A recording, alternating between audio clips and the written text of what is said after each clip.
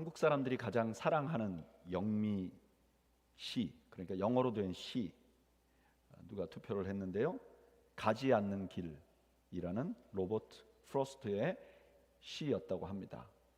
아마 이 시를 읽어드리면 여러분들도 한 번쯤은 들어봤을 시일 것입니다. 이 시는 이렇게 시작합니다. 노란 숲속에 두 갈래 길 나 있어서 나는 둘 다 가지 못하고 하나의 길만 걷는 것이 아쉬워 숲풀 속에 굽어 사라지는 길 하나를 멀리 멀리 한참 서서 바라보았지. 숲속에 시인이 들어갔더니 길이 두 길이 있는데 자기는 어떤 한 길을 걸어야 될 것 같아요. 한 길을 선택해야 되는데 다른 길이 궁금해서 계속 쳐다봤다는 거예요. 그리고 이 시는 이렇게 마무리됩니다. 지금부터 오래오래 후 어디에선가 나는 한숨 지으며 이렇게 말하겠지. 숲속에 두 갈래 길이 나 있었다고. 그리고 나는 사람들이 덜 지나간 길을 택하였고 그로 인해 모든 것이 달라졌노라고. 이 시가 많은 사람들에게 오해가 되는 시이기도 하다고 그래요. 여기 나는 사람들이 덜 지나간 길을 택하였고, 그래서 이 시는 남들이 다 가는 길을 가지 않는 도전적인 사람들이 자기 표어처럼 사용하는 시라고 그렇게 쓰임을 받기도 한답니다. 그런데 사실 이 시의 의미는 그런 것이 아니고, 우리가 인생을 살다 보면 항상 선택에 놓이게 된다. 그런데 어떤 선택을 하느냐에 따라서 결과가 매우 달라진다. 그런데 그래서 그 선택을 할 때 고민할 수밖에 없지만 어떤 선택을 해도 결국 후회는 남는다. 이런 주제를 가진 시라고 그래요. 오늘 우리가 읽은 본문 말씀도 이 시의 앞에 있는 두 가지 전제를 공유합니다. 우리 인생에는 선택이 있고 그 선택은 우리를 매우 다른 길로 인도한다. 그런데 오늘 본문은 이 시와 다르게 이 길이 전혀 후회가 없는 길이다. 세상에는 후회가 없는 길도 있다. 그리고 이 길이 바로 그 길이다 라고 말씀하고 있는 거죠. 요한복음 14장 6절 예수께서 이르시되 내가 곧 길이요 진리요 생명이니 나로 말미암지 않고는 아버지께로 올 자가 없느니라. 이 말씀은요, 요한복음에서 가장 많은 사람들에게 알려진 두 개의 성경 구절 중에 하나예요. 하나는 3장 16절이고 하나는 14장 6절이에요. 너무나 많은 사람들이 사랑하는 말씀이에요. 우리말로 하면 그냥 아주 담백합니다. 예수님이 나는 길이다 이렇게 말씀하셨다. 근데 이걸 헬라어로 읽으면 조금 더 강한 의미가 있다는 사실을 알게 돼요. 이 나는 길이다 라는 말의 헬라어는 에고 에이미 헤 호토스, 에고 에이미. 이 말은 나는 이다 라는 말인데 이 말을 히브리어로 번역을 하면 야훼입니다. 그러니까 예수님께서 야훼, 나는 여호와다 라고 말씀하시고 그 다음에 길이다 라고 말씀하시는 거죠. 나는 길인데, 나는 하나님, 나는 여호와인데 어떤 여호와냐? 길이신 여호와다 이렇게 말씀하시는 거예요. 그래서 이 말씀은요, 하나님께서 모세에게 자기를 계시하실 때 나는 스스로 있는 자다라고 선언하신 것처럼 이 말씀은 논쟁의 대상이나 설득의 대상이 아니라 선언이에요. 예수님은 길이십니다. 거기서 더 말하지 말라는 거예요. 예수님은 길이에요. 그럼 끝이야. 더 이상 논쟁하지 말라는 거예요. 그런데 오늘 본문을 자세히 보면 예수님은 길이요 진리요 생명이라고 세 가지가 나옵니다. 그런데 사실 이 길이요 진리요 생명이라는 이 세 말씀 중에 가장 강조가 되고 있는 것은 길이라는 말이에요. 왜냐? 두 가지 이유 때문에 그런데, 첫째는 진리요 생명이라는 건 이미 요한복음에 이전에 나왔어요. 예수님이 생명이시고 진리라는 건 이미 말씀하셨어요. 길이라는 게 여기 처음 나오는 거예요. 또 하나 문맥상 봐도 오늘 우리가 4절부터 6절까지 봤는데 거기에 두 번이나 길이라는 말이 나와요. 지금 길에 대해서 말하고 있는 중이에요. 그래서 지금 이 세 마디 말씀 중에 가장 핵심적인 말씀 뭐냐? 예수님이 누구냐? 길이라는 거예요.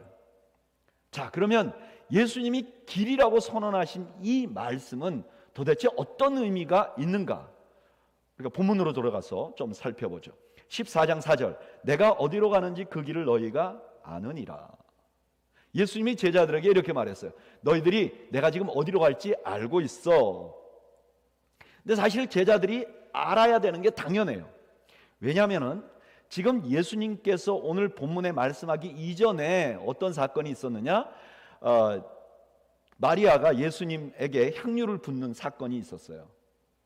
그런데 마태복음에 보면 마리아가 예수님에게 향유를 붓기 전에 예수님께서 제자들에게 하신 말씀을 기록해 놨어요. 뭐라고 하셨는가? 마태복음 26장 2절에 너희가 아는 바와 같이 이틀이 지나면 유월절이라 인자가 십자가에 못 박히기 위하여 팔리리라 하셨다. 예수님이 이미 이전에 뭐라고 말씀하셨느냐? 이틀 지나면 나는 십자가의 길을 가게 될 것이야. 너희들에게 팔려서 나는 십자가의 길을 가게 될 것이야 라고 말씀하셨어요. 게다가 지난주에 살펴본 것처럼 14장 1절부터 3절까지에는 예수님께서 십자가를 가시게 되는 목적도 설명했어요. 왜 예수님이 십자가를 가셨다 그랬죠? 그를 따르는 제자들을 하나님의 집으로, 천국으로 인도하게 하기 위해서 가셨다. 예수님이 이제부터 십자가의 길을 가실 것인데 그 이유는 예수님을 따르는 제자들을 영원한 천국에 가게 하기 위해서 가셨다는 거예요. 제자들이 다 알고 있어야 하는 거예요. 그런데 그 다음에 도마가 이렇게 예수님께 물어봅니다. 14장 5절 도마가 이르되 주여 주께서 어디로 가시는지 우리가 알지 못하거늘 그 길을 어찌 알겠사옵나이까. 지금 도마의 머릿속에는요 세속적인 생각이 가득 들어있어요. 유대 전통적인 생각이 가득 들어있어요. 메시아가 오면 나라를 전복하고 새로운 왕국을 세울 거예요. 근데 지금 예수님이 하나님의 집, 그러니까 이 도마는 이런 생각을 했어요. 예수님이 어디다가 성전을 하나 지어놨나? 혹시 예수님이 어디다 왕궁을 하나 지어놨나? 근데 그게 어디 있다고 말씀하지 않았는데 내가 그게 어디 있는지 모르는데 예수님이 그리로 간다니까 그 길도 모르고 결국 그 장소도 모르는 거 아니에요? 그러니까 도마가 이렇게 질문을 한 거예요. 근데 도마만 몰랐느냐? 그렇지 않아요. 이 똑같은 질문을 요한복음 13장 36절에 베드로가 했어요. 베드로가 이렇게 물어봤어요. 시몬 베드로가 이르되 주여 어디로 가시나이까? 그러니까 제자들은 다 지금 예수님의 이 말을 모르는 거예요.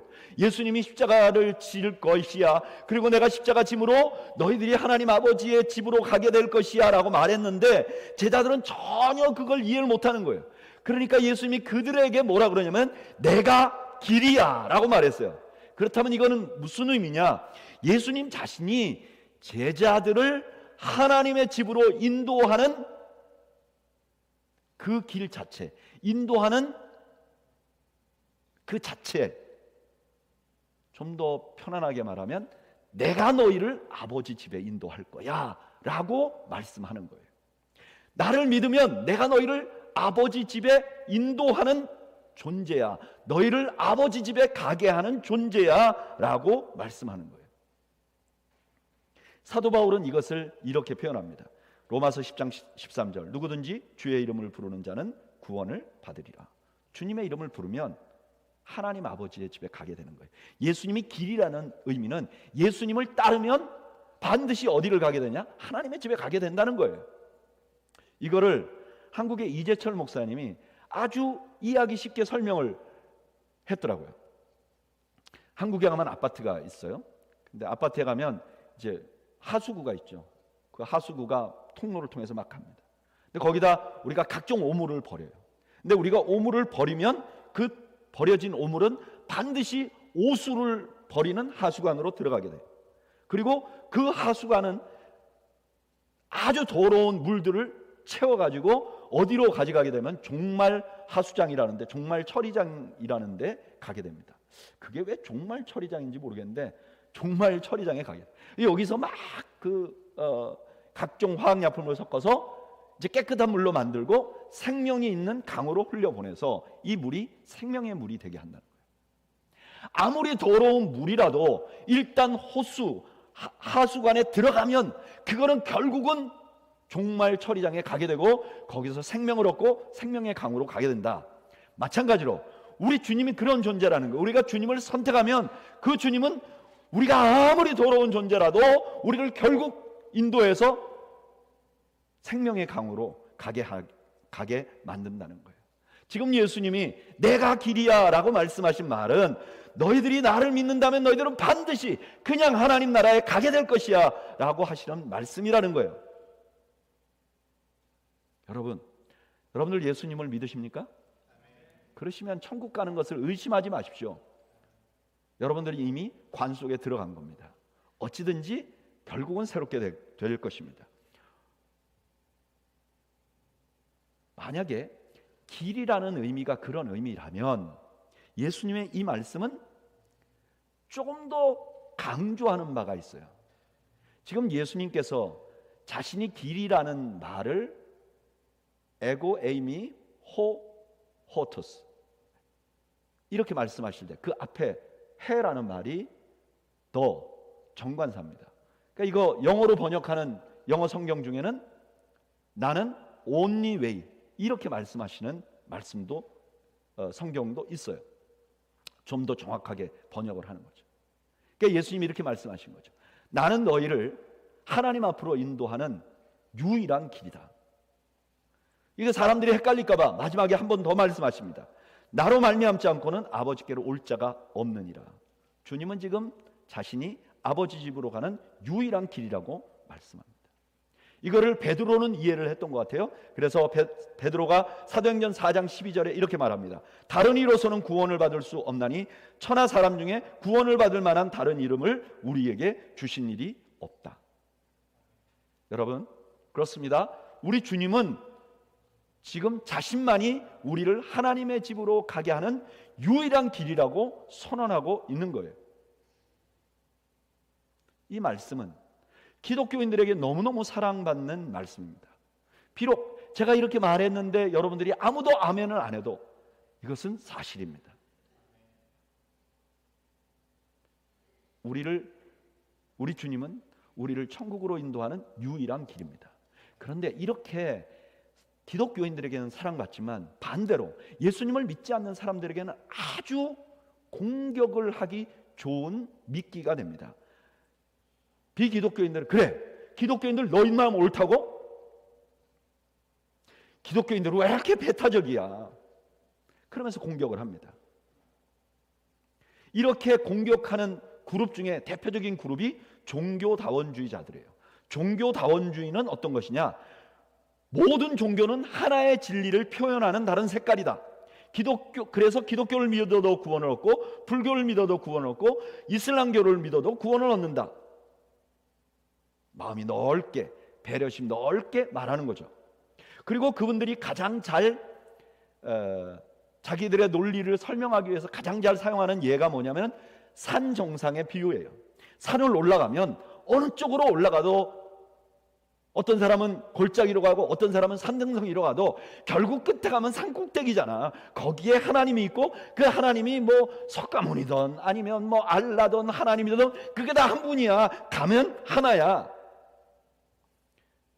이렇게 설명을 하는 거죠.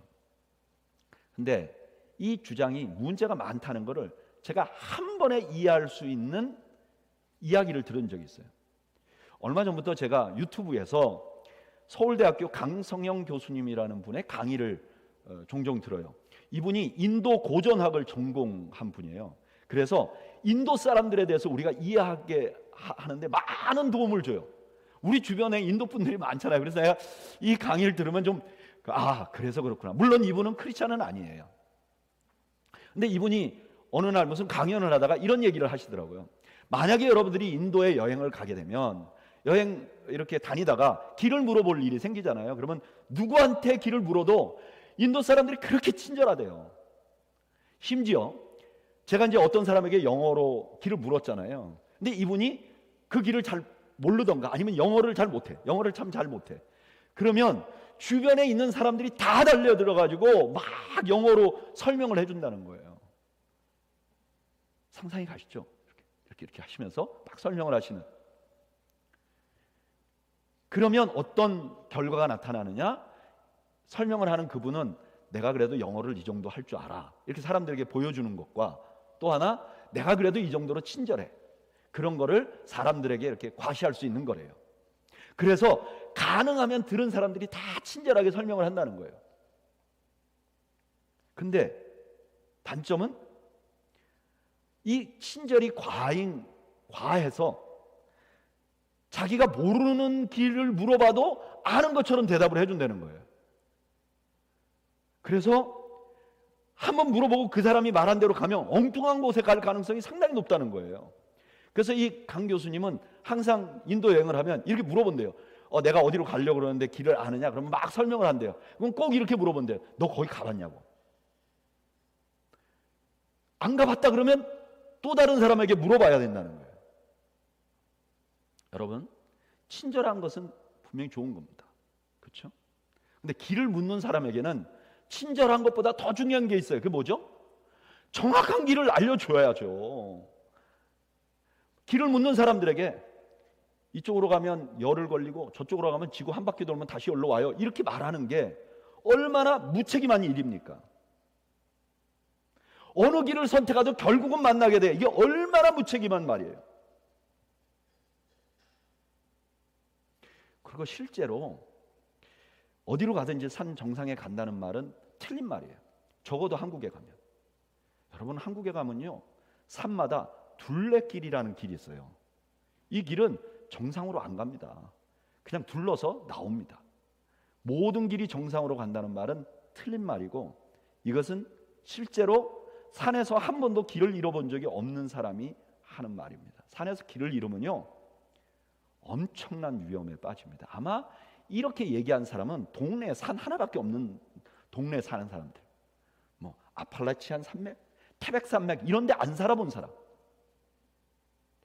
2006년도에 한인들에게 참 가슴 아픈 소식을 우리가 하나 들었습니다. 당시에 CNET이라는 아주 유명한 회사의 수석 편집장으로 있었던 제임스 김이라는 분이 가족들과 함께 시애틀에 여행 갔다가 오레곤으로 내려오다가 산속에서 그만 눈 속에서 길을 잃어버립니다. 너무나 유명한 사건이죠. 눈에 갇혔는데 어디로 가야 될지 모르는 거예요. 그 당시에 최첨단 기계를 검사해서 이게 어떻다고 사람들에게 소개하는 분인데 눈에 갇혀버리니까 어떻게 할 수가 없는 거야. 며칠 동안 차를 조금씩 시동 걸고 나중에는 타이어를 다 바뀌어서 태웠대요. 그런데도 아무도 구조해주지 못하니까 이 제임스 김 씨가 자기 부인하고 아이를 차 안에 두고 길을 찾아보려고 나간 거예요. 근데 이분이 신문에 보면 16마일 정도를 다녔다고 그래요. 그 눈 속에 16마일을 갔다는 건 대단한 거죠. 가족을 위해서. 그런데 그 16마일이 안타깝게도 그냥 근처를 돈 거라는 거예요. 길을 모르니까 그 근처를 도신 거예요. 그리고 내가 이렇게 갖고는 안 되겠다. 이제 가족 있는 데로 가야 되겠다. 그래서 다시 돌아오는데 가족이 있는 곳 1마일을 남기고 세상을 떠난 거죠.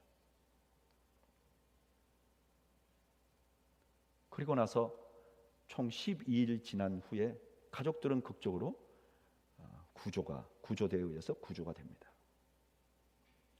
여러분, 길을 모르는데 아무 데로 가면 정상이 나온다고요?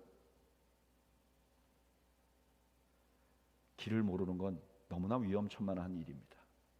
그냥 낭만적인 일이 아닙니다. 아무 길로 가도 된다는 건 너무 무책임한 말입니다.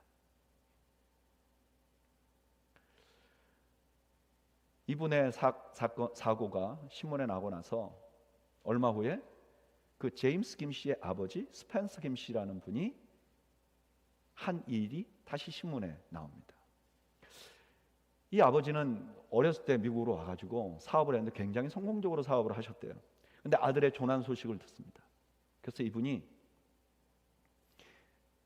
인공위성을 운영하는 회사에 전화를 해가지고 자기 아들이 조난당한 근처를 찍어달라고 부탁을 합니다. 이 기계가 1m 사이에 있는 거를 그 공중에서 다 볼 수 있는, 1m 안에 있으면 그걸 확인할 수 있는 기술이었답니다. 그런데 못 찾습니다. 나중에 헬기를 동원합니다. 자기가 자비를 내서 헬기 세대를 띄웁니다. 그 헬기 세대에서 뭘 했느냐, 아들이 조난당했을 가능성이 있는 그 지역에다가 담요하고 음식하고 그 다음에 불을 켤 수 있는 거하고 한 보따리를 만들어서 그 안에다가 아버지의 친필 편지를 써가지고 떨어뜨립니다. 그 아버지가 친필 편지에 뭐라고 썼는지는 신문에 나오지 않습니다. 근데 저는 바로 그 아버지의 마음이 지금 예수님의 이 선언에 담겨 있다고 생각합니다. 예수님께서 이렇게 말씀하시는 거죠. 어느 길로 가도 괜찮다고? 아니야. 그러면 죽어. 내가 길이야. I'm the way. Only way. 이리 와야 살 수 있어. 여러분, 더웨이 교회는 이것을 믿는 교회입니다. 우리 이름이 그래서 더웨이예요. 우리는 예수님만이 우리를 구원할 유일한 소망이라고 믿습니다. 다른 길이 없다고 믿습니다. 다른 길로는 구원을 얻을 수 있는 길이 없다고 믿습니다. 결국 예수님을 믿는 우리는 하나님의 집에서 만나게 될 것입니다. 저는 여러분들이 우리 주님, 유일한 길이신 주님을 믿으시고 주님이 예비하신 천국에 가시는 여러분들이 되시기를 축복합니다. 또 하나, 이 예수님이 길이라는 데는 또 다른 의미가 담겨 있습니다. 그 의미가 무엇인지를 우리가 알기 위해서 요한복음 13장 36절로 가봐야 합니다. 요한복음 13장 36절, 시몬 베드로가 이르되 주여 어디로 가시나이까? 예수께서 대답하시되 내가 가는 곳에 내가 지금은 따라올 수 없으나 후에는 따라오리라. 베드로가 주님에게 어디로 가는지 목적지를 묻습니다. 그랬더니 예수님께서 베드로에게 이렇게 말합니다. 내가 지금 어디로 가는데 넌 지금은 따라올 수 없어. 그러나 나중에 결국은 너도 내가 간 것처럼 똑같은 길을 가게 될 것이야.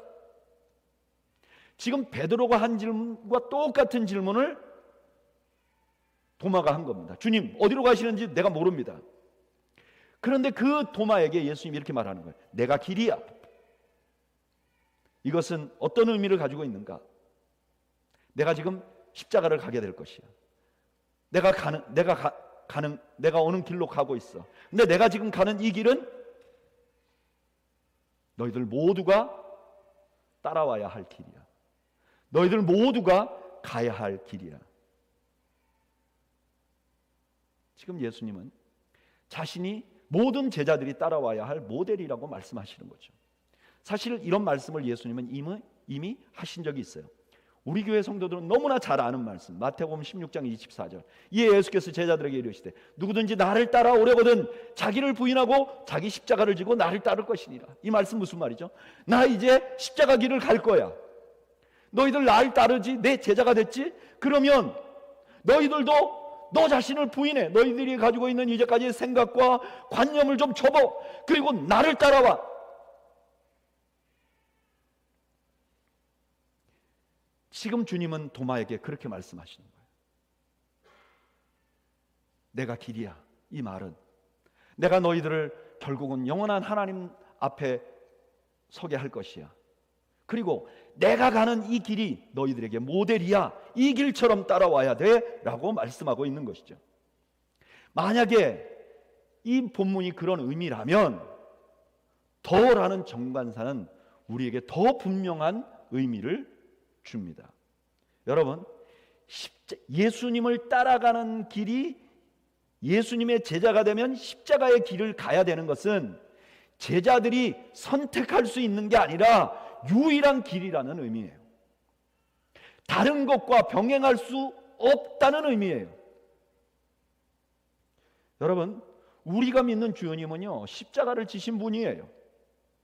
그래서 우리의 선택은 그 주님과 같이 십자가의 길을 가는 거예요. 나를 부인하는 길을 가는 거예요. 내가 고난이 있더라도 그걸 인내하면서 주님이 원하시고 하나님이 원하시는 길을 가는 거예요.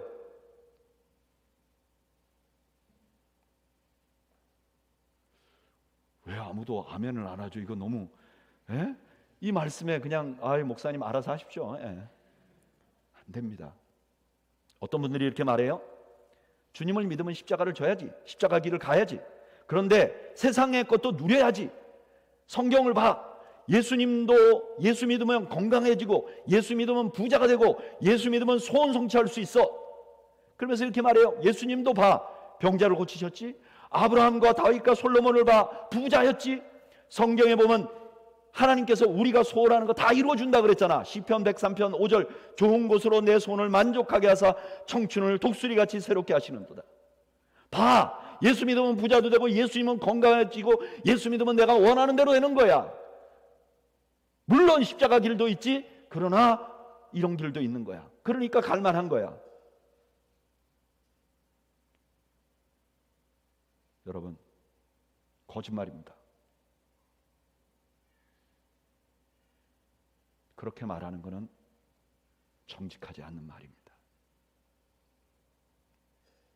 여러분, 아브라함과 다윗과 솔로몬이 우리의 길이 아닙니다. 우리의 모델이 아닙니다. 기독교인들은 아브라함같이 살라고 주님이 불러놓은 게 아닙니다. 예수님같이 살라고 불러놓은 겁니다. 그러면 왜 하나님이 그들을 부자로 살게 했어요? 하나님을 믿는 것이 올바른 길이고 이것이 진짜 바른 길이라는 걸 구약의 사람들 이해하기 쉽게 설명해 주려고 하나님이 택하신 방법이죠. 그게 목적이 아니죠. 주님께서 병을 고쳐주신 건 사실입니다. 주님께서 아픈 사람을 외면하지 않는 것도 사실입니다. 그러나 여러분, 우리 주님이 모든 병자를 고쳐주지 않았습니다. 그럼 왜 고쳐주셨죠? 그 고쳐주심을 인해서 주님이 길이라는 걸 증명하기 위해서 고쳐주신 것이죠.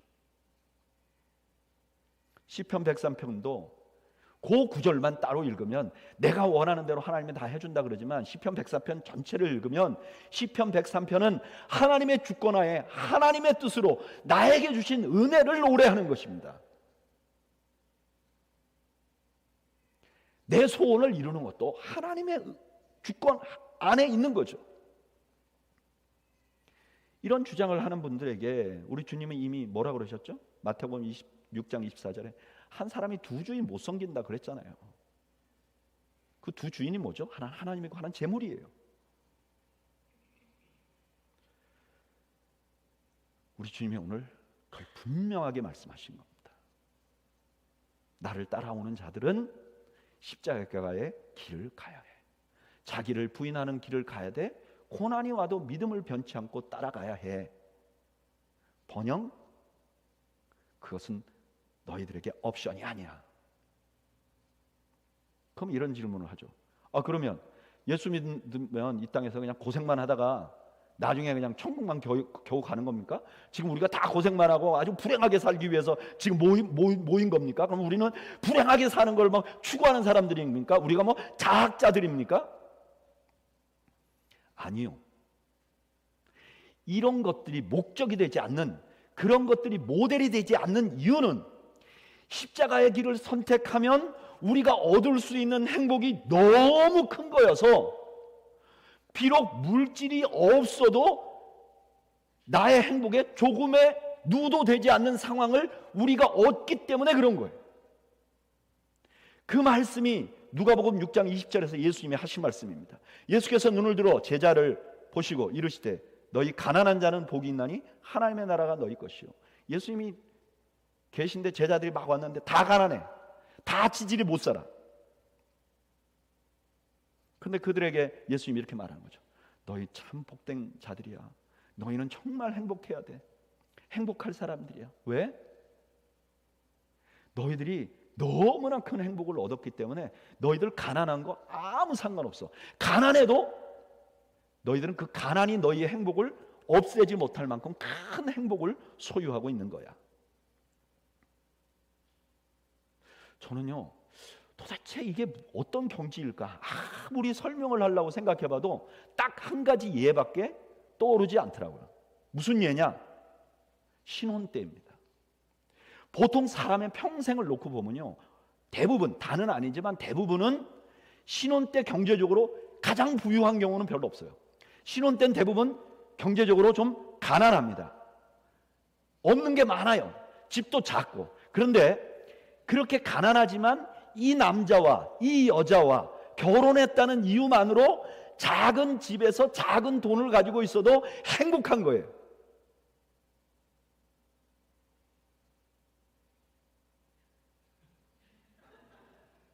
안 그러셨나요?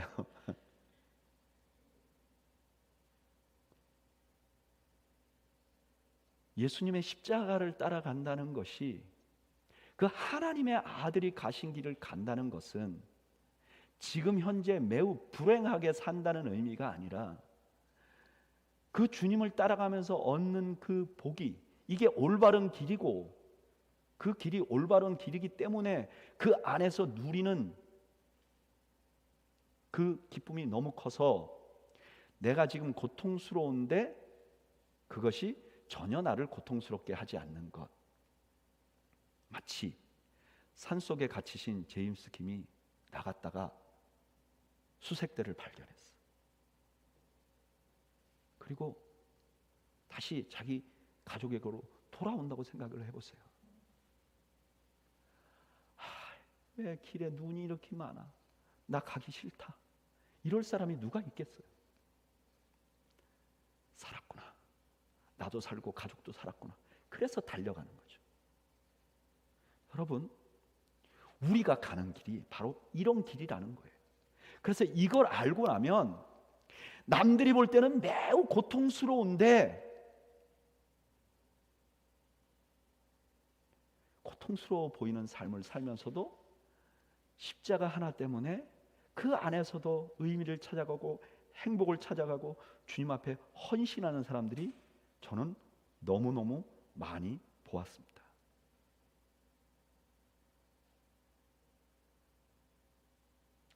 적어도 제가 알고 있는 몇몇 저의 목회자 친구들 중에서는 누가 봐도 목회가 어려울 지역에 가고 그 안에서 상당한 대우를 받지 못하면서도 주님께서 그 자리에서 사역하라는 음성 하나만 갖고 감사하고 기뻐하는 분들이 있어요. 목회자들만 있는 것이 아니에요. 저는 목회를 하면서 참 어려움을 당하고 있다고 하는 분들 신방을 좀 가게 되잖아요. 그런데 어떤 때는요, 신방을 가서 분명히 이분이 어려워서 내가 신방을 갔는데 신방 가서 내가 위로받고 오는 경우가 얼마나 많은지 몰라요. 이게 예수 믿는 사람들의 경지인 거죠. 사람들은 이해 못하는 경지. 이 복은요, 우리가 어려움을 겪을 때 더욱 빛나요. 제가 여러 번 강조하지만 제가 어느 날 계시의 은사를 받았어요. 여러분들 얼굴만 보면 여러분들의 앞길이 다 보여요. 그래서 제가 오늘 여러분들의 앞길에 하나 선언할 게 있어요. 여러분들의 인생에는 반드시 어려움이 있을 것입니다. 있을 것입니다. 집사님 아멘 하신 게 맞죠. 우리 인생에는 어려움이 있을 거예요. 어려움이 하나도 없는 삶은 없어요. 그런데 예수 믿으면 부자가 되고 예수 믿으면 건강해지고 예수 믿으면 네가 원하는 대로 될 거야 라고 하는 말씀은 내가 고난이 왔을 때 거의 도움이 안 됩니다. 예수님은 무슨 병이라도 고쳐주십니다. 여러분 무슨 병이라도 고쳐주십니다. 믿으십시오. 그러면 안 고쳐지는 병을 갖고 있는 사람은 어떻게 해요? 그럼 그냥 마음만 아픈 게 아니라 신앙까지 흔들려요. 하나님이 나를 덜 사랑하시나? 하나님 앞에 물질로 헌신하면 하나님이 여러분들을 부자 되게 하실 것입니다. 아멘. 그 다음날 주식이 내려가면 시험이 왕창 들어요. 더 낙심하게 만들죠. 왜 그런지 아세요? 껍데기라서 그런 거예요. 진짜가 아니라서 그래요. 진짜라면 아플 때 낫게 해줘야 진짜잖아요. 멀쩡할 때 좋은 말 누가 못 해줍니까? 그런데 십자가를 따라가는 것은 편안할 때 들으면 불편하지만 고난이 오면요, 그거만큼 소중한 말씀이 없어요. 제가 이 얘기를 해드리려면 오늘 밤새서 여러분 우리 집으로 놀러 오실래요? 밤새서 제가 어떻게 고난 가운데 십자가의 말씀이 우리를 위로해 주시고 우리를 다시 일어나게 해주시고 결국 주님을 붙들게 하는지 말이죠. 주님이 이렇게 말씀하시는 거예요. 내가 가는 길이 바른 길이야. 이 길로 가면 천국 가. 그런데 내가 간 대로 따라오면 이 땅에 살면서도 복되게 살 수 있어. 세상이 흔들린다고 변동되는 복이 아니라 정말 변하지 않고 변하지 않는 가치가 있는 복을 누릴 수 있게 되라고 지금 말씀하는 거예요. 여러분, 우리 더웨이 교회는 이걸 믿는 겁니다. 더웨이 교회가 믿는 건 뭐냐? 우리가 더웨이 교회로서 존재하는 이유는 뭐냐? 우리는 적어도 세상처럼 안 하는 것이, 주님이 말하는 대로 하는 것이 옳다고 믿고, 우리가 세상 사람들을 비판하기보다는 우리 자신을 돌아보고 나를 부인하는 데 전력을 하고 고난을 다른 색깔로 볼 수 있는 거죠.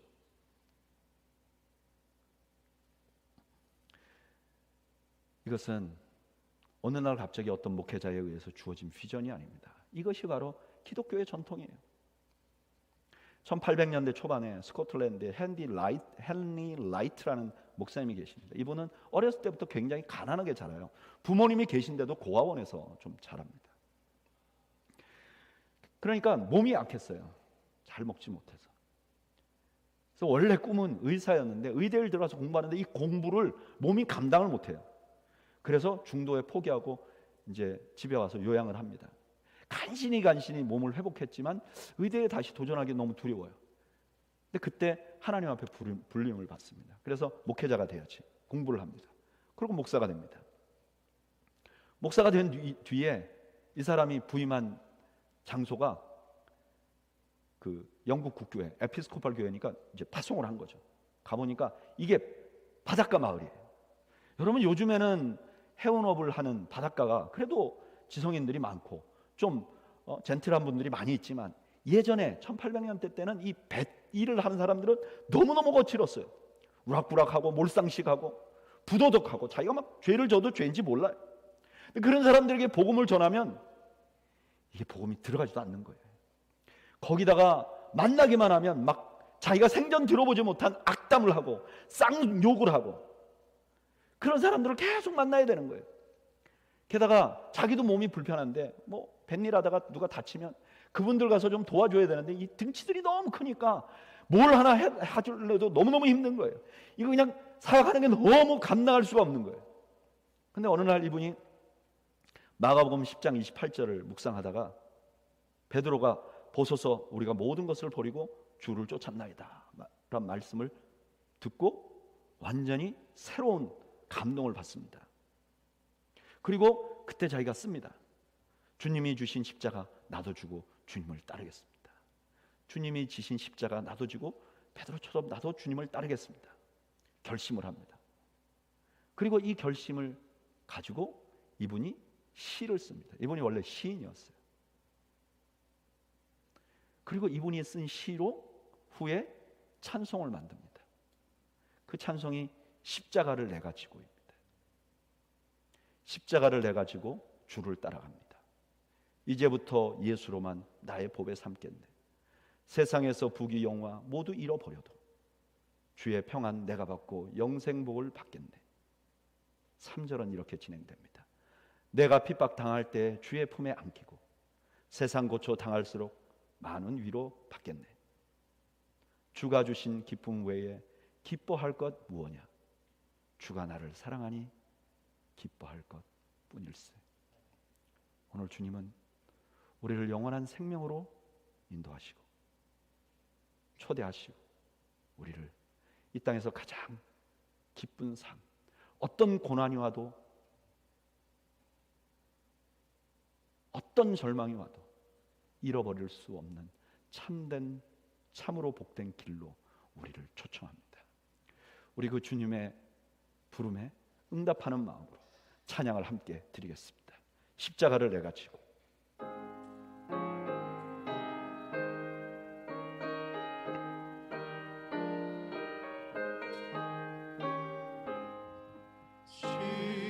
십자가를 내가 지고 주를 따라갑니다. 이제부터 예수로만 나의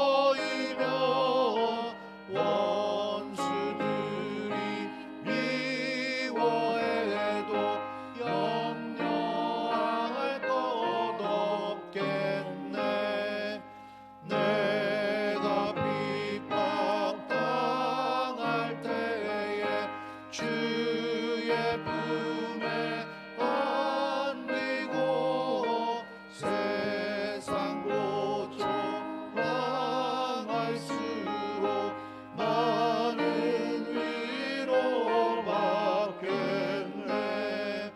주가 주신 기쁨에 기뻐할 것 무엇냐. 주가 나를 사랑하니 기뻐할 것뿐일세.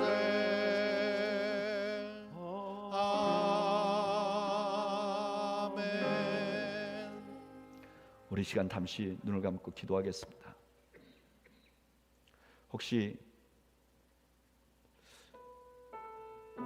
난 왜 요즘에 기쁘지 않을까? 난 왜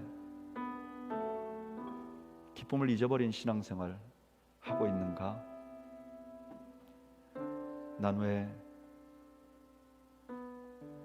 내가 지금 살아가는 곳에 만족이 없을까? 혹시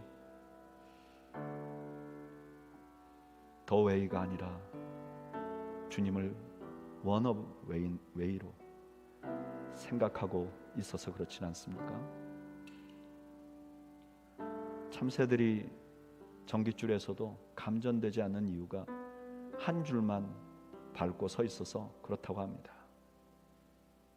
주님도 믿고 싶고 또 다른 것도 얻고 싶어 내 마음에 갈등이 있는 것은 아닌지, 내가 사람들에게 인정받고 내가 좀 더 나은 부를 축적하며 내가 지금보다 더 나은 삶을, 더 윤택한 삶을 살아야만 한다고 거기에 집중하기 때문에 그런 것은 아닌가요?